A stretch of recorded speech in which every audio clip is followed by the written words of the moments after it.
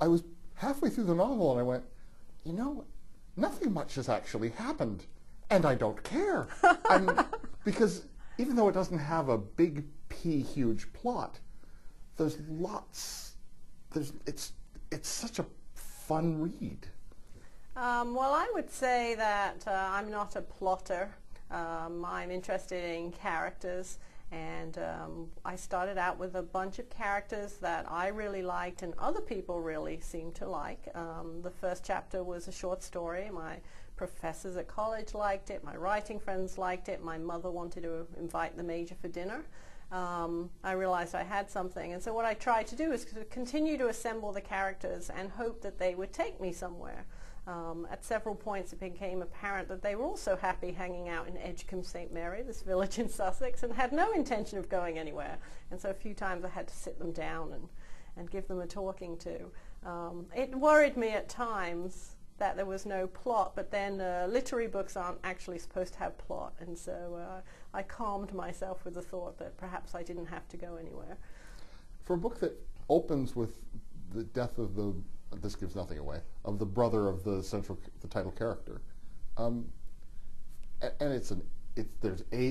everybody's aging in it. I mean, he's 68. His love interest is, 58. But it's so much about life.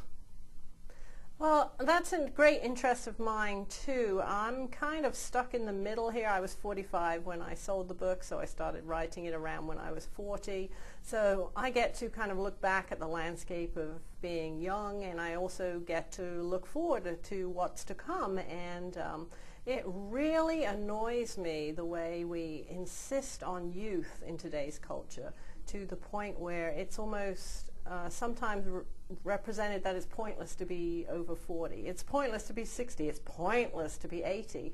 And my attitude is, well, what is the alternative? Would you like to simply acquire your box in the ground now? One thing we can be certain of is if we're lucky, we're going to be 65, we're going to be 85, and I've met some very feisty 95-year-old ladies. And I want to be all of those things. And I refuse to go quietly into that night of old age and to be invisible in the world and to give up anything. I'm the very, very tail end of the baby boom, so I guess I'm absorbing that attitude from them. But I think that we're all younger longer. We all want to refuse to give up our vitality and our passion. And I think love and passion for every age. And that's what I wanted to reflect in this book. Mrs. Ali, Jasmina, although she's called Mrs. Ali at the beginning. First thing he says is Mrs. Ali. At the very end of the book, I won't give anything away, he also calls her Mrs. Ali. Can you get me her number? Because she's, wow, I fell for her. She's wonderful. Well, kind of so did I. I mean, I have to say, and people have asked me, well, do you feel like any of the characters is you? I am not Mrs. Ali. Mrs. Ali is way too lovely. She's incredibly educated. She's well read. She married beneath her in marrying her shopkeeper husband, but she was obviously devoted to him. She reads an incredible amount, and she puts up with all the prejudice that she faces on a daily basis with complete dignity.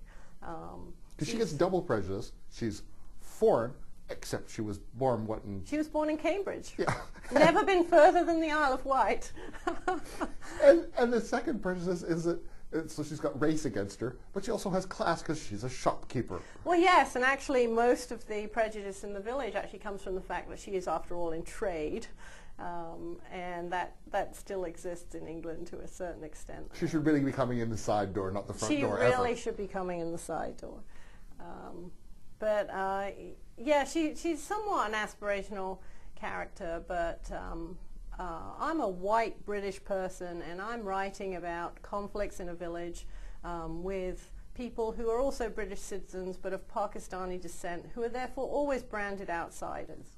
And I was very interested in how it must be to grow up in the same England I grew up in and have people treat you as if you didn't belong there. And so what I did with Miss Ali to a certain extent is she is beautiful, she is wise, she is kind, and I was hoping that people might read my book. People who look like me might read my book, and next time they see a Muslim woman coming down the street wrapped in a scarf, perhaps they would think of Mrs. Ali.